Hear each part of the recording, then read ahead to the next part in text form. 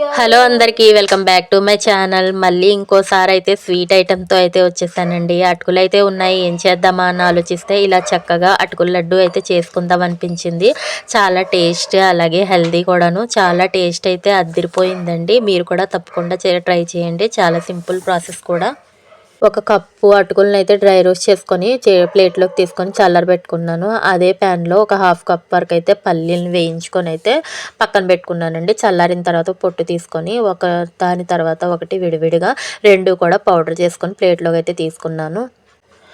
అదే ప్యాన్లో ఒక కప్పు వరకు అయితే బెల్లాన్ని తీసుకొని కరిగించుకొని పాకం చేసి పక్కన పెట్టుకున్నానండి. చల్లారే వరకు వేరే ప్యాన్లో అయితే కాస్త నెయ్యి వేసుకొని జీడిపప్పు కిస్మిస్ను కాస్త వేయించుకొని కరిగించుకున్న బెల్లాన్ని కాస్త వడగట్టుకొని వేసుకున్నాను.